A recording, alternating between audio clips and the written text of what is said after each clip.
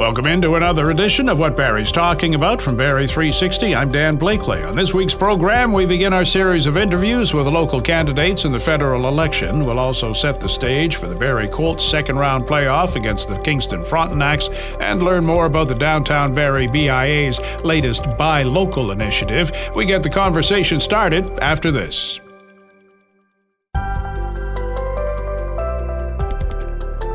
Couple of weeks and change until the federal election, and we've extended an invitation to the candidates in each of the Barrie ridings to make their pitch for your vote. We get started with Barrie South-Innisfil Conservative incumbent John Brassard, who is with Barrie 360's Ian MacLennan. John, you've been doing the door knocking, you've been doing the campaigning. It looked like the Conservatives had all the cards before Trudeau stepped down.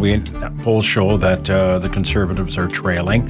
What do you make of all that? Is it a new leader? Trudeau's gone and there's a comfort zone now among voters, or what's your analysis? No, it's a real head scratcher. First of all, before, when we were up 20 points, I didn't pay any attention to the polls at that point. But it's a real head scratcher now, Ian, because what we're hearing at the door is not reflective of what the polls are saying. And so, look, we understood that there was going to be some contraction. There had to be. But I'm also talking to my colleagues across the country, and they're telling me the same thing. What they're hearing at the door is not reflective of what the polls are actually saying. And there's a reason for that, because many people, I know I've been out almost every day, they're not forgetting about the last 10 years. They're not forgetting about the affordability crisis that's been created, the housing affordability, housing attainability crisis. They're remembering, notwithstanding, the situation with Trump in the United States, this is something that they're not forgetting about. Has Trump turned the election on its head, leading up to it, and now here we are? Well, many of the problems that we were facing in this country, the things that I mentioned before, were problems before Trump became the president, before any of the tariffs were imposed. I think the Liberals are using Trump as a strategy to distract from their failed record over the last 10 years that has seen record lineups at food banks. 2 million Canadians a month are using food banks. Young people can't afford housing or rent. Rents and housing prices have doubled. So if anything Trump has done is he's created a distraction for the Liberals. But the other thing, it's a wake-up call for us as well. We have been put in a vulnerable position. And you say us as a country? Us as a country, because we've been put in a vulnerable position and weakened position because of the 10 years of economic malaise, the attacks on our energy sector, for example. Ian, we've lost almost $200 billion in natural resource revenue in the last 10 years, specifically because of this radical ideological attack on our resource sector, third and fifth largest reserves in the world.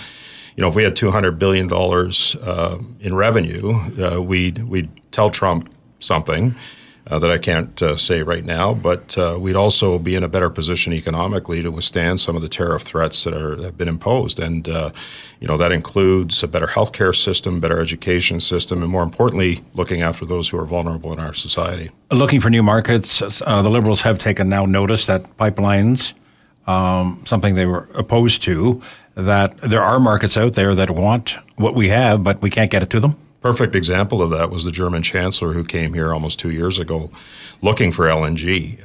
And at the time, the prime minister fluffed them off and said there's no business case for it. And then 2 weeks later, they signed a $27 billion deal with Qatar with less environmental standards, less labor standards, less human rights standards, less innovation standards in the world than Canada. So that's $27 billion of lost revenue. Nobody should be fooled by this radical ideology that exists within the Liberal Party and by extension now Mark Carney, because the No More Pipeline Bill, Bill C-69, is meant and designed to build no pipelines. Bill C-48 implemented tanker bans across the country to export our LNG, and Carney has said that he's not going to repeal either one of those legislations, and that's what we need to do in order to be bold, ambitious, and audacious in opening up our markets, especially our energy market, and supply the world with clean Canadian energy. How critical is it to get that messaging out for the Conservatives? Because right now everybody seems to be focused, or quite a few people, on the image, the leader. It's the new guy, and he's not Trudeau, so it already looks good to some people. Pierre Poilievre, they try to link him to Trump or some of his policies. I think Trump acknowledged on a recent talk show that, Poilievre, that, maybe I've been a little, because he's passionate, he said. And sometimes that passion comes across as looks like hostility, but it's not. So he used to go with Canada's broken. It's not now. He's not using that. So how is Canada how did it get fixed, or is it fixed? Well, one thing we're looking at is putting Canada first for a change in every decision that we make. Look, the job of and the constitutional obligation of the leader of the opposition is to hold the government to account. So we've been in opposition now for 9.5 years. I think we've effectively litigated and prosecuted the government on many of its failures, whether it's economic failures or some of the scandals and corruption that we've seen. I'm chair of the ethics committee. I've had a front row seat to all of this stuff, Ian, over the last 10 years. And so, the job of the official opposition is to hold the government to account. He's done that, and now he's moving into that, hey, I want to be a prime minister mode, and this is how we're going to do it. And if you look at some of the policies that we've talked about and Pierre has introduced as part of our policy agenda, if we do form government, there's not one person that can say, hey, that's not needed in this country, whether it's tax reform and other things. And he touched on affordability, housing, homelessness, issues with addiction, opioid, things that are happening in Barrie's backyard. Well, and that's, for me, as a representative and a member of parliament, that's critical. Because we've seen the housing affordability and attainability crisis rear its head. We've seen affordability in general. The carbon tax is a perfect example of that. We've been relentless in our pursuit of eliminating the carbon tax because we know the significant impact that was having on individuals. I knew that as a member of parliament, and it was having a cascading effect across the supply chain.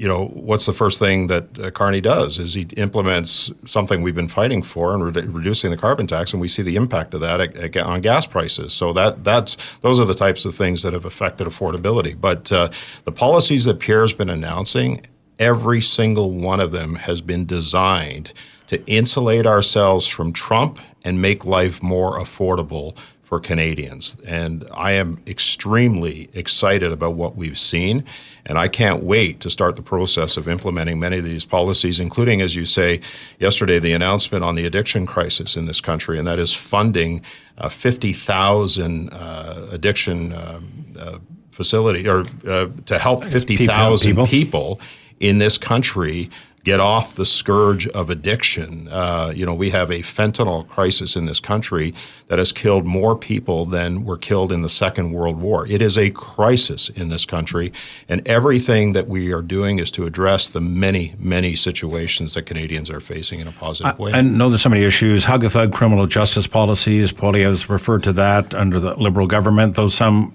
experts in justice have said that what Poilievre is proposing, the tough on crime regarding human trafficking, auto theft, et cetera, constitutionally it may not fly, or the courts may, life sentences and what have you. Is the tough talk going to be brought into reality, though?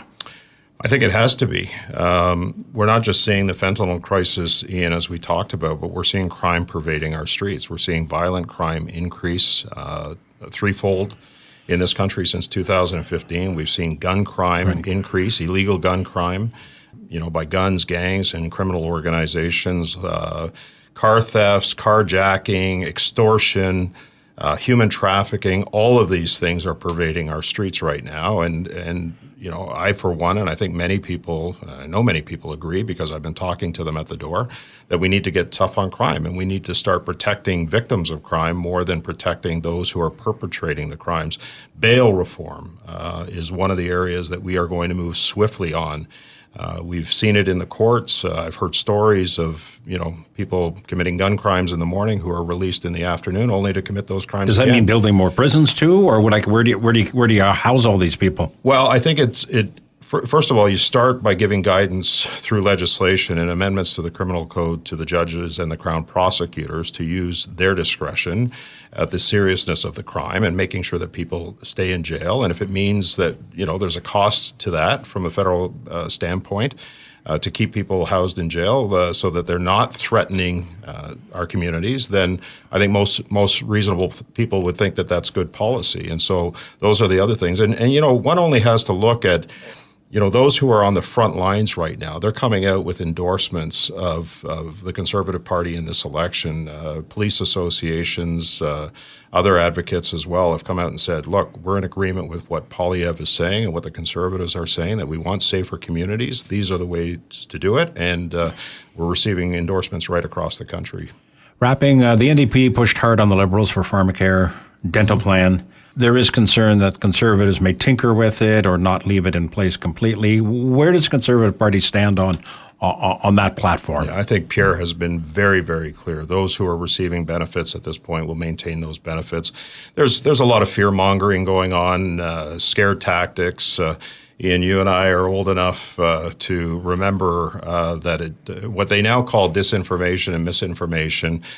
You and I are old enough to remember that they used to call it lies, right? And we're seeing that a lot being promoted and propagated on social media. Pierre has been very, very clear on those issues. He's also been very clear on CPP, OAS, and guaranteed income supplements as well, that the retirement age will remain at 65. In fact, we've enhanced some of the senior benefits by lowering taxes by 15% on the lowest end of the tax rate, by allowing seniors to make $10,000 more tax-free, because some seniors do work into retirement just to subsidize their retirement income.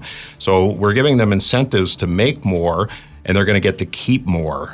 So this lying campaign, I don't call it disinformation and misinformation. We studied that at ethics, and at the end of the day, it comes down to lies that are being propagated. So Pierre has been very, very clear on social programs, on seniors, and I'm glad that he's come out clear and unequivocally on those issues, because there's a lot of lying going on with respect to our position on those.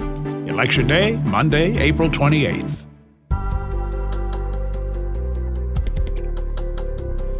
The Barrie Colts open round 2 of the OHL playoffs tonight at Sadlon Arena against the Kingston Frontenacs. Our Will Conkin called Colts writer and broadcaster Gene Pereira for a preview.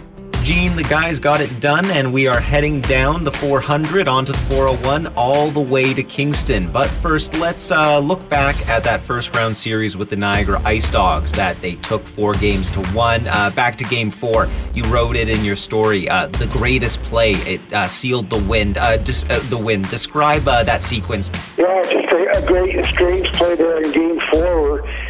Really, the Colts took command of the series, a 3-1 lead to bring it home on Saturday and finish it. But the third period, 3-3 hockey game, the first minute of the third, and Niagara's got the puck down in the Barrie zone, and a couple of big stops by Hillebrand, but the rebound comes right out to a Niagara player who's got the kind of wide open cage, and he fires it and thinks he's got a sure goal, but out of nowhere, Bertucci swats the puck out of the air, which is going to the open net, and obviously the smarts to kind of knock the puck out of danger, out of the front of the net, and the puck starts going the other way, of course, and it sends Darwin Wakely on a breakaway for the Colts, and he goes in, tries to make a move between his legs, and ends up fumbling it, and but he turns around and throws it back to Versteezel, who's kind of following up on the play.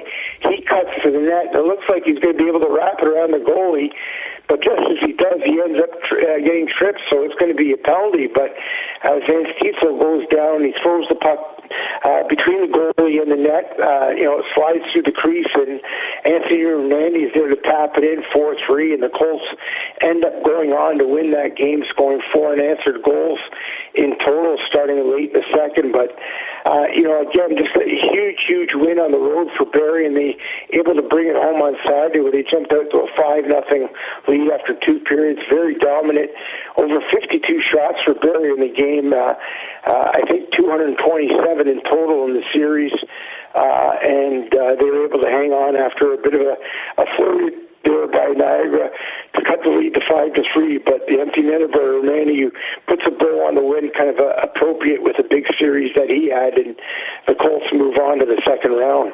Yeah, in that game 5, like you said, they came hot out of the gate and kind of wanted to just end the series, get it done and over with. What was the mood like in the locker room after they clinched the series? Yeah, I think, this team's gotten closer as the years gone on. I mean, they had some struggles in the second half, and they've really seemed to have put it together and come together in this playoff run. Again, I think obviously happy that they made quick work of Niagara as possible, and they get through the first round, and I think there's that kind of bit of a celebration. But it's a team that is really hungry for more. They know that they have an opportunity here to do something special this year and to go quite a distance in the playoffs. So I think it was kind of like a bit business-like, some celebration, but knowing that there are bigger things ahead that they want to achieve. One of those things they want to achieve is beating the Frontenac. So what issues could they face against that squad in this upcoming series in the second round? Yeah, again, I mean, this is, you go into that second round of this Eastern Conference, Brantford versus Oshawa, and then Barrie and Kingston. And to be honest, there's not much to separate these teams. I mean, all fairly deep teams. Barrie, Kingston, again, they're pretty close season series between the two teams, and, both have depth. I think Barrie might have a little bit of depth, but again, Kingston, Uridan and, Guindon and, Bataglia, I mean, they have some scoring punch, and a young guy like Tyler Hopkins has really taken a big step this year. They're going to be a force offensively that, the Colts, but I think the difference, in this series is going to come down to Barrie's defense and goaltending. I mean, Harevik and Ellebrandt were outstanding during the year, and pretty solid in the first round, but I think it can be even better here in the second round. And then adding that Colts blue line, which is a very deep, big physical defense. Aitchison, Passmore, Eliason, who's done a much better job of staying out of the box.